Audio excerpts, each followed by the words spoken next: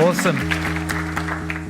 We have this next 3 weeks on this subject, trusted, and I'm really, really excited about this. We've been planning this for months. Now, how many of you were here last week? Just put your hands up so I can see. Okay, a good number of you. We celebrated our 3rd birthday. If you weren't here, it's worth catching up. You can go online and listen to the message there, The Pivot. Because we talked last week about the fact that Jesus' vision for the church and Jesus' mission for the world, well, it pivots on our decision. You actually have a part to play. If you think that being a Christian is simply about turning up to church, just sitting in the seat, taking part in the proceedings, and that's it, you just need to hear this message really, really loud and clear. That God has chosen you, that God has called you, that God has trusted you. And there's something that you can do, and if you don't do it, it won't get done.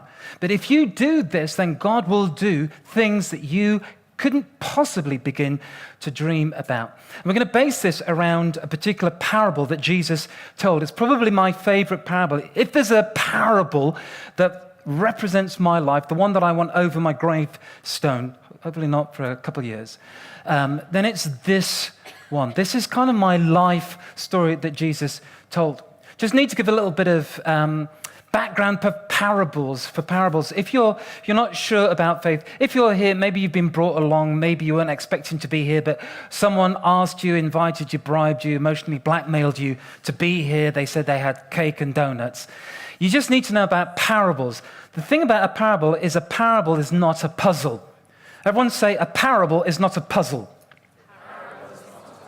In a puzzle, everything means something.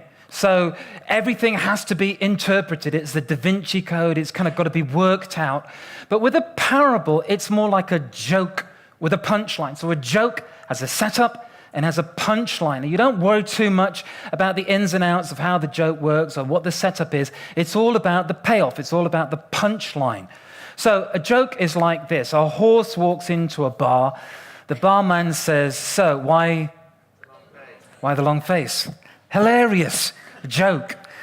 Just like the other joke, polar bear walks into a bar. He says, "I'd like a gin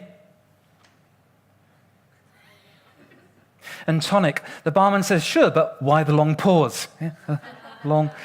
The thing is, come on, laugh. Thank you. Thanks for patronizing me. The thing about a joke is that it's all about the punchline. If you start to say, well, what on earth is a horse doing in a bar? The whole thing falls to pieces because that's not what it's about. Or if you say, well, a polar bear can't talk, and if it talked, people would be terrified. They'd be running out of the bar. There'd be pandemonium. What kind of a bartender serves a polar bear anyway? You know, if you go too hard and try to interpret every little bit, you miss the point because the point is the punchline. Now, Jesus' parables, they're not like puzzles where this means that and that equates to this and this represents that. No. That's not how it works. It's like a joke. It has a setup and then it has a payoff. Horse walks into a bar. That's the setup. And then the payoff is something that you weren't expecting, something that takes you by surprise, something that is interesting and unusual and kind of turns things on its head and makes you laugh. He's got a long face because he's a horse, but it's also an idiomatic expression, meaning that someone's down in the dumps, which traditionally bar men were good at picking up and trying to console you in your sorrows with the drink. So that's the payoff. Now, for a joke to work, you kind of have to understand a little bit about the cultural context. So you need to know that, polar bear has long paws.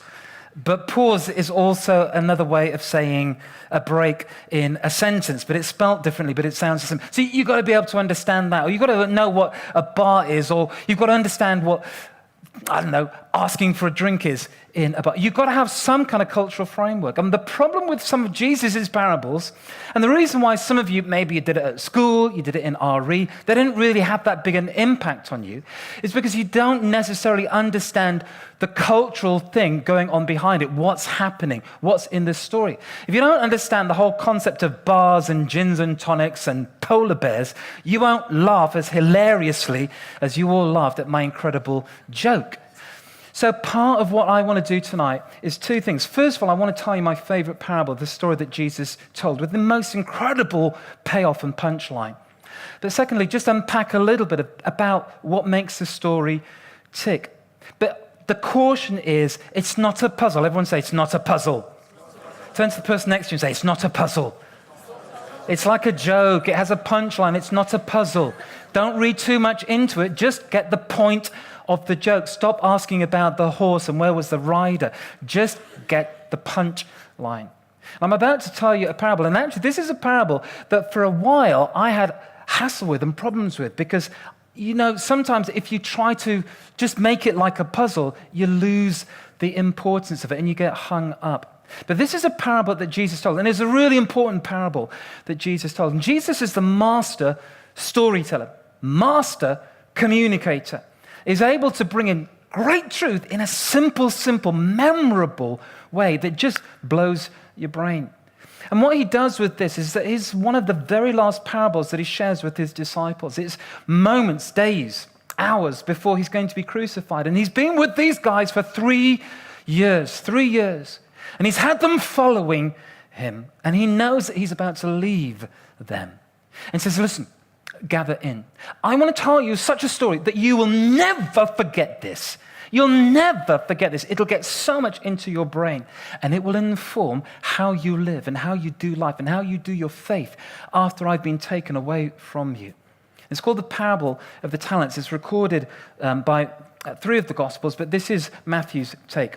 Jesus says this, again, it will be like a man going on a journey who called his servants and entrusted his wealth to them. To one he gave 5 talents, to another 2 talents, and to another 1 talent, each according to his ability. Then he went on his journey.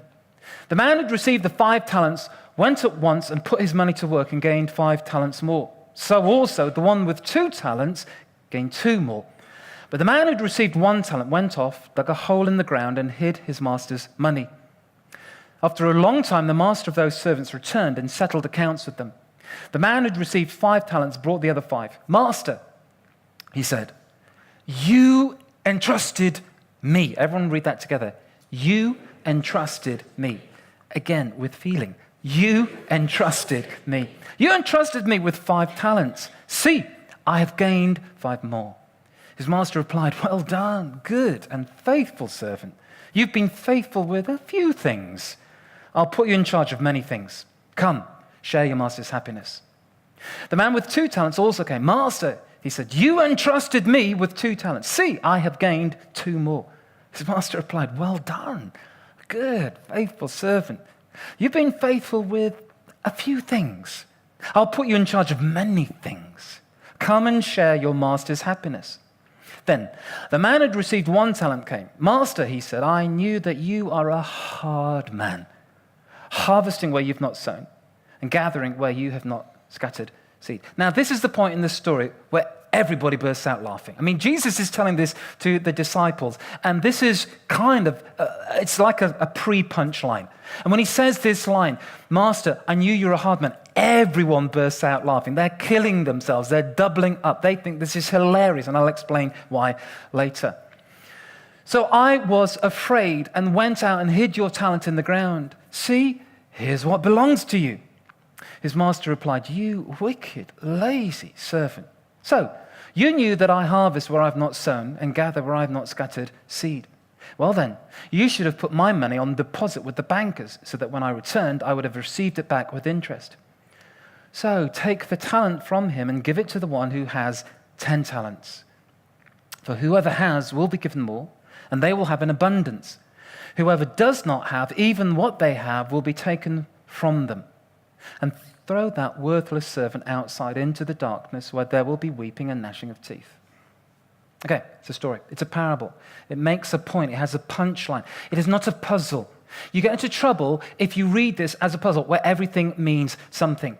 You start off and you say, well, God's the master. Does that mean we're all servants? But didn't Jesus tell his disciples that they're no longer servants, they're friends? Is that how God sees me? I'm just one of his employees. He can hire me, fire me, he can sack me, he can elevate me. No. You're getting too far into it. A horse walks into a bar. Or you're saying, you mean the servant that doesn't do well? If I don't do well, then I'm going to be cast into outer darkness, weeping, gnashing. Are you saying that God is so harsh that he'll send me to hell? Is this about being sent to hell? You're talking about hell. And some of you, you're not used to faith. You come in and there's weeping, there's gnashing of teeth, and this is like your worst nightmare. Christians judging. No. It's not about hell. It's not about being servants. This is a parable, a story, and it's all about one thing and one thing only. And that's answering the question, what stops people from doing great things for God? What stops us from doing great things for God? Because God has great things for you to do. God didn't bring you here just to make up the numbers, just to pad out the rows. God has great things, powerful things, amazing things, earth-shattering, world-changing, city-shaping, friend-awakening things for you to do. But what stops you?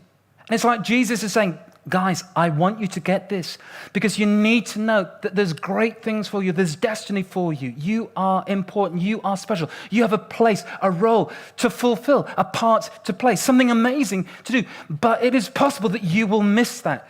And it's very important that we know what stops us from doing great things. That's why you have a servant that messes up. And he's sent out into a place of regret. And you know, when you just really regret how you lived and what you did, and I wish I'd done that. It's not about hell, it's about missing out. You don't want to miss out on what God has for your life. You don't want to go through life and never really achieve what you could have achieved. So, what stops us from doing great things for God? But again, you need to know a little bit of the culture. You need to understand a horse walks into a bar. You need to understand what's going on and what the framework is. This was my big problem. When I was a kid and I grew up in church, you know, out of my mother into church. And for a long time, I was kind of slightly frightened by this parable because of the, you know, if I don't do good, God's going to throw me out, gnashing teeth. I don't even know how to gnash my teeth, but I don't want it. It sounds awful. Darkness. He's, you know, and what's the big deal? I mean, come on. Maybe because when I was a kid, I went to Sunday school and they would have a little felt board and little felt Jesus, felt disciples, and these guys with the talent. And the talent was always this kind of little gold-colored stone. You know, like a gold-colored stone. And sometimes they'd do drama sketches and the youth group would come on and they're like, it's a parable of the talents. And here's 5 gold-colored stones. Here's 2 gold-colored stones. Here's 1 gold. And it's like, hey, okay, so it was a gold-colored stone. He didn't do anything with it. Chill out. Why the big drama about this? And then do you know, one day I found out. I found out what a talent means. Now, I don't know if you know this, but I'm going to explain it to you, and this is really, really interesting. Okay, back in the day, 1st century, if you were, say, a servant, and you worked an honest day's wage, at the end of that day, they would give you a gold coin, a bit like my pirate coins from last week. Give you a gold coin, and that was a denarius. Probably not gold, to be frank, because it was 1 day's wages, okay, unless you were working for Herod or something. But your average wage, 1 denarius. 1 denarius equals 1 day's work. Now, if you took 1 denarius and added it to 9 other denarius, you got 10 denarius, and then you make 50, and then you make 100. If you take, say, 250 denarius, that's about a day's wage, you keep adding to it. Okay, if you get 10,000 denarius coins, that's like a lifetime of salary, you get 1 talent. 1 talent is a measure, just like pound is a measure. Talent of silver or talent of gold equates to 10,000 days' work. In other words, 1 talent is a lifetime's wage. 2 talents, 20,000 days' work. 5 talents, 50,000 days' work. That's lifetime upon lifetime upon lifetime upon lifetime upon lifetime of work. In today's money, regular kind of pay, you get your plumb around or you build around, say £100 a day, that equates to 1 talent equals £1 million. 2 talents, £2 million. 5 talents, £5 million. In other words, this master, he brought his servants around, and instead of giving them a day's wage, 1 denarius, he gave one of them 5 talents, 50,000, £5 million. £5 million. And he says, listen, I'm going away. Here's 5 million. I trust you. Do with it what you want. It is yours. You can do with it. It's my money, but I'm trusting it to you. Even the least able, he gave £1 million. That's why they all laugh when Jesus talks about the reaction of the third servant. Because the first servant comes along and says, hey, you gave me 5 million. I mean, another 5 million. I got 10 million. And the master says, nice one, great. Here, keep the 10 million. You've been faithful with just a few things. I'm going to give you so much more. 10 million? It's loose pocket change. I've got great stuff. Come into partnership with me. Enter into my master's joy. Second one, 2 million. I made it 4 million. Nice. Peanuts, though. I'm going to give you some real wealth. And then the third servant comes along and says, I know that you're a hard man. He's not a hard man. And Jesus is saying, God is not a hard man. He's not a hard man. Vin Diesel is a hard man. Jason Statham is a hard man. But your Father in heaven, he's good, he's good, he's good. He's not a hard man. And this thing about you harvest where you do not, it's nonsense. What is it that stops us from doing great things for God? In a word, it's fear. He says, I was afraid. I was afraid. If you don't know who God is, and if you don't know how good God is, you're going to have problems. You're going to have problems. If you're here and you're not a believer, or you're not used to church, or you got burnt by church in the past, or you found it boring, or you turned away, or you just didn't want to have anything to do with it, or it was your family and you didn't want to get involved, it's easy for us to have a negative view of God. That God, and I always talk about my PE teacher being my role model for God, but some of us, we do think of God as like that PE teacher in the sky, golden tracksuit, whistle around his neck, blowing it, making us do horrible sports in our pants because we forgot our sports kit. We think that God is like that. We think that God is a cosmic policeman. We think that he's harsh, hard. But Jesus says, you have no idea how good he is. He is so good. He's a good, good Father. He's gracious and he gives you stuff. But fear will hold you back. And some of you in your Christian faith, you haven't got too far because fear. And we heard the story of Steve and Mark. And Steve had to overcome fear.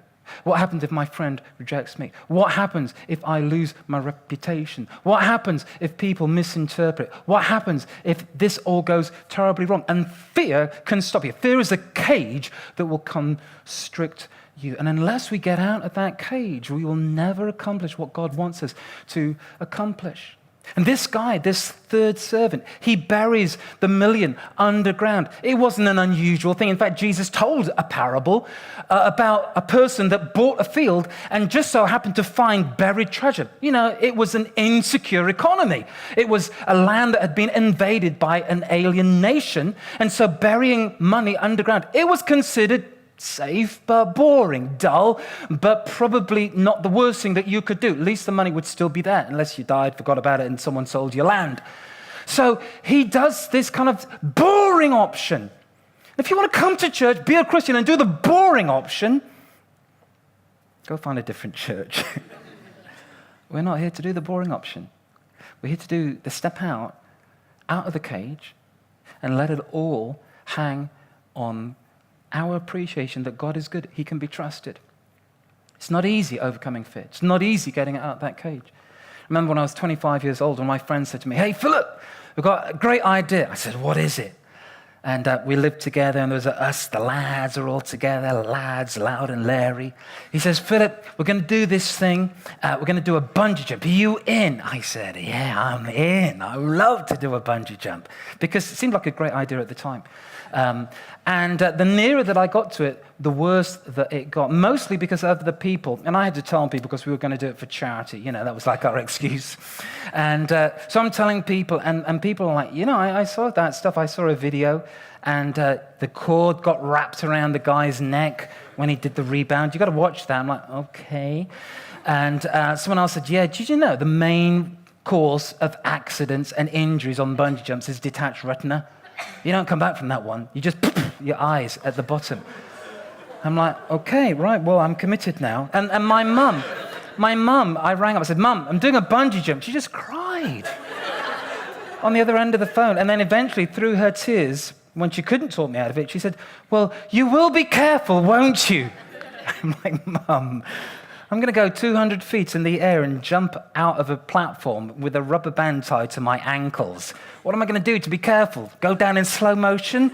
Of course I'm not going to be careful. I'm going to be ridiculous and risky.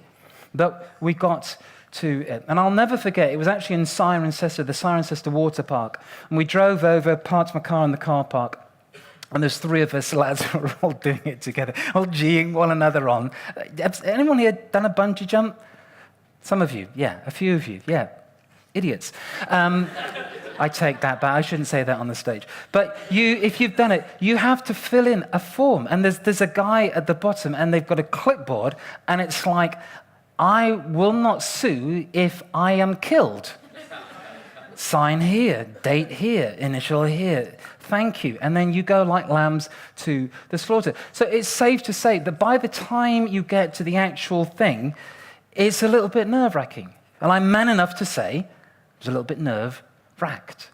And you go, and finally, it's my turn. And it was above this kind of water park, and it's 200 feet up. So you walk into this cage. It's a cage, but it's only got 3 sides. It's got a bottom, it's got sides, it's got a back, but it's got no front. And you go into the cage, and the cage is attached to a big crane, and the crane takes you up 200 feet.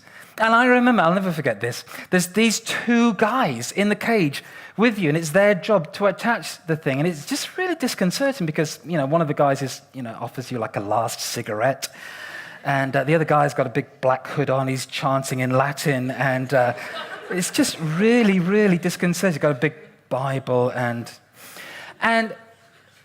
what happens is they say, right, what we want you to do is we want you to hold on to the sides and grip on with all your might. I said, it's not going to be a problem. They said, now, what we want you to do is we want you to lean out, lean above. And I'm thinking, I can see my house from here. And then they said, look, it's been a little bit dull because no one screamed as they've gone down. And, it's funny. You think you're going to scream, but actually, you're literally too frightened to scream. He said, no one screamed. So just to liven it up, we've been doing this all day long. Could you scream? I said, I think that won't be a problem. So I'm leaning over on the edge, and I'm in the cage. And do you know what the cage is called? The cage is called the comfort zone. The comfort zone has got a great view. It's already a great experience. If I'd just gone up and stayed in the comfort zone, it's probably worth all the hassle. It has been great fun, but it is the comfort zone. And I stay within the cage. There's actually nothing stopping me except my own fear. But we live in the comfort zone. We live in what we know. We live in what's easy. We live in what we see everybody else doing. And fear keeps us in the comfort zone.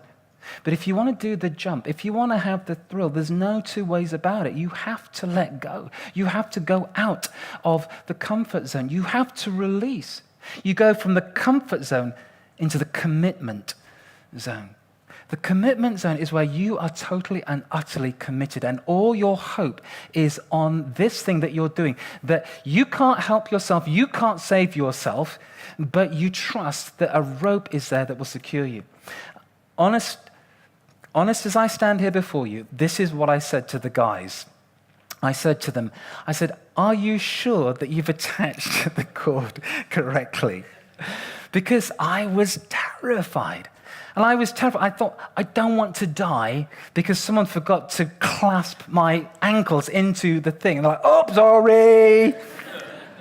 And they kind of semi-laughed and semi-tried to reassure me. They said, don't worry. You can trust us. We've been doing this all day long. We've only lost 5 people so far. So they say 3, 2, 1 and release. So I'm there, I'm hanging out. 3, 2, 1. I release. I go down. And because I said to the guys, I'm going to shout, I'm going to scream. And I went through with that. But honestly, it is so terrifying that halfway through, I just couldn't scream anymore. I just needed all my attention on my terror. I just went like this, ah! And faster, faster, faster. And then the amazing thing, do you know the bungee jump, it's not the jumping that is the fun. It's not the jumping that's the thrill. The jump is terrifying. What is exhilarating is the rebound. You hit the ground. You detach your retina. Still can't see any of you. And then you bounce up, and suddenly you're not facing down, you're facing up. I did the Superman pose. I'm like, da, da, da, da, da. And, it was such a cliche. But I did it, and I was absolutely thrilled. But you don't get the thrill in the comfort zone. In the comfort zone, you just get a view. And some of you in your faith, all you're getting is a view. Sure, it's a good view. Sure, it's better than being on the ground. But there's so much more that God has for you. But you've got to step out of the comfort zone and into the commitment zone. And that is what separates these guys from the servant that was crippled by fear because he didn't realize how good his master was. And these guys, they had this thing. And these 3 words that the servants say to the master when they have that day of reckoning, these 3 words might just be the most important words that you can hear, certainly in this phase of your life. These 3 words, you trusted me. Everyone say, you trusted me. First servant comes along. He's like, seriously? I couldn't believe it. I'm just a servant. I get paid 1 denarius every day. If I didn't have any expenses and I saved up all my life's wages, I wouldn't get anywhere close to approaching what you gave me. You gave me 50,000 days' wages. You gave me 5 million. You trusted me. What did you see in me? What made you take that risk? How did you know I wouldn't just abscond and go away? But you trusted me. You trusted me. All my life, people have told me, trust in God, believe in God, have faith in God. And Jesus says, yes, that's absolutely key. That's absolutely crucial. But there's something even better. That's what makes Christianity such a buzz, such a thrill, so exhilarating, that God says, yeah, you trust me, you believe in me, you have faith in me, but I trust you. I believe in you. I have faith in you. And the master says to these servants, I believe in you. You can do this. You got this. I have faith. I have trust. I have absolute confidence in you. And because of this, because this servant, because this individual, they knew that the master was so good and so gracious and so kind. They said, because you did that, it gave me the confidence to get out of the comfort zone. And I went into the commitment zone. And I worked hard and I gave what you had given me and I invested it and I made something of it and I multiplied it. Because God, my friends, is not in the maintenance business. He's in the multiplication business. The third servant says, I maintained what you gave me. Still got it. Still got it. Here you are. You gave me this workplace, and here it is, exactly as I found it. You gave me this set of friendships, and here it is, exactly as I found them. You gave me this family. You gave me this flatmate. You gave me this street. You gave me this gym membership. And here it is, here it is, here it is. I have not harmed it, but it's not multiplied. It's just been maintained. There are some churches, and, all that happens is just what they have is maintained. And actually, credit where credit's due. That's not an easy thing in this day and age when people are flocking away from the church. But God says, I trusted you. I trusted you with this thing. I gave you a kicking venue. You don't think I put anybody into We the Curious. I gave you balconies. What did you do with it? Well, we passed through, and here it is exactly as we found it. No, there's a servant that said, you trusted me. And so I went and I did something with it. And it's not the fact that he makes another 5 million. It's the fact that he went for it. And the master is just absolutely bowled over. Because this is the thing. The parable that Jesus wants to tell is the parable of the 16 talents. Jesus would love to tell a story, a parable. He'd love to put this, Matthew, Mark, Luke, you record this one, the parable of the 16 talents. Once upon a time, master, 5 talents, 2 talents, 1 talent, so that's 8 talents. At the end, he came back, 10 talents, 4 talents, 1, 2 talents, 16 talents, everyone doubled. That's what Jesus wants to tell, the story. But there's one person, and he says, here's your talent. It's exactly as it was. No multiplication, no change. And you know what really gets me about this story? It's like, but why didn't the master do something? Why didn't the master step in? Because that's a talent that's been lost. There could have been an extra talent. It could have been the parable of the 16 talents instead of the parable of the 15 talents. One guy didn't do the job, so maybe the master makes it up for them. No. That talent that could have become 2 talents forever stays as it was. And it's like, you mean God? You trust me with some stuff, and if I don't do anything, there's no plan B? And Jesus says, You mean I got some friends, or I got some workmates, I got some colleagues, I got some flatmates. If I don't share, take a risk, get into the commitments with them, you don't have a backup plan?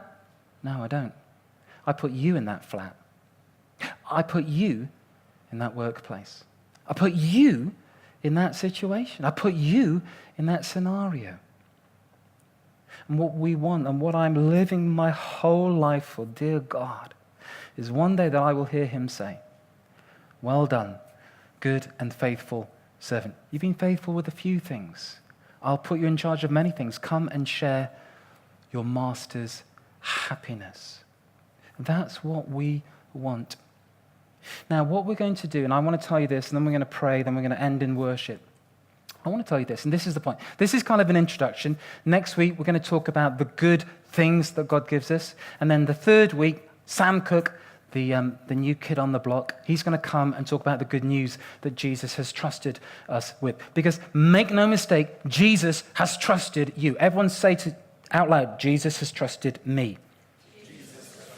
He's trusted you with some amazing things. If you don't do anything with it, nothing will be done with it. But this is an introduction, because what we're about to do is we're about to embark on one of the single greatest, most sustained periods of church that you can bring your friend to that we have ever done before. And what I need from you is I need you to be the next Between Friends story. I want to be able to have you, and we won't necessarily put you in front of the crowd, but you know what I'm saying. I want you to be able to talk about your friend. What happens if Steve didn't talk to Mark outside the 3rd floor men's toilets that are now so famous in the annals of Metro law? What happens if he doesn't have that conversation? Is Mark here? No. In 5 weeks' time, Steve, right over there, will baptize Mark. And we will all clap and we'll release the confetti cannon. Without Steve doing what Steve did, no confetti cannon, no towel, no Mark. You say, but God is all-powerful. God's trusting.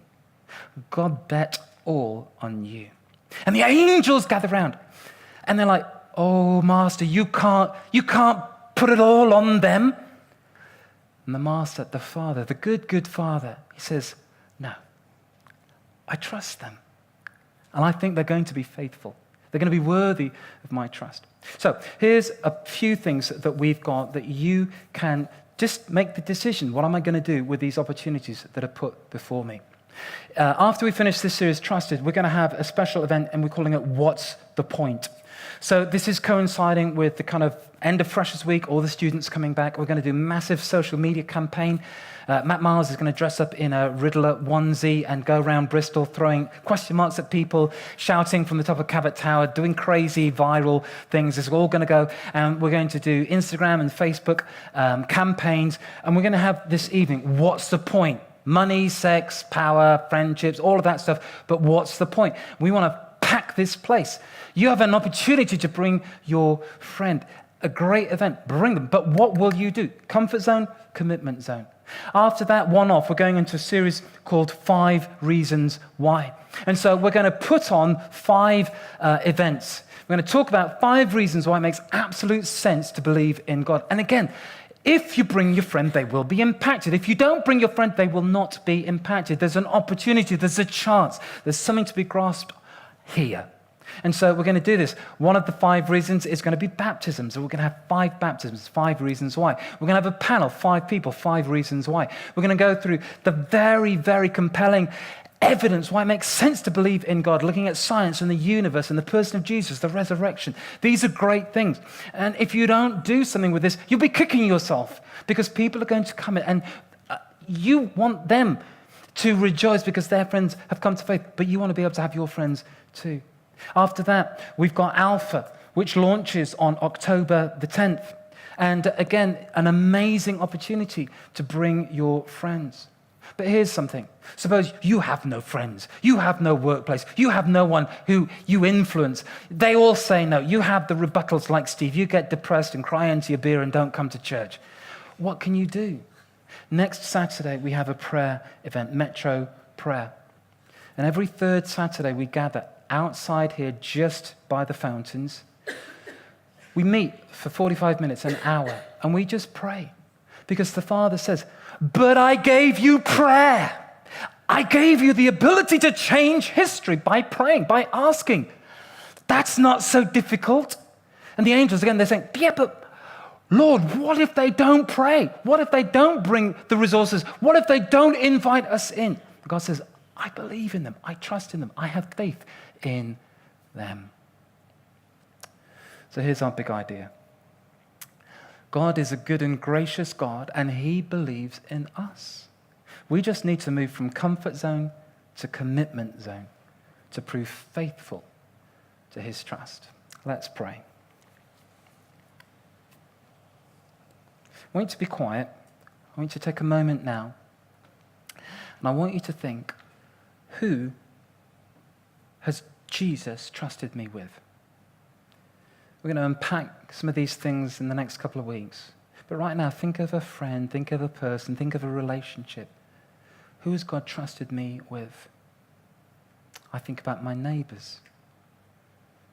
I think about my in-laws. And some of you, you need to make a commitment to yourself right now. It might be just as simple as, hey, I'm going to show up with Philip for the prayer thing and keep him company so that he doesn't pray on his own like a poor, sad loser. But for others of you, you say, no, I'm going to start praying. I'm going to ask that God would help me. I'm going to start inviting people. And I'm going to take the hits and the rejections and the disappointments, but I'm going to go for it. I'm out of the comfort zone. I'm into the commitment zone. And I'm going to fly with Jesus.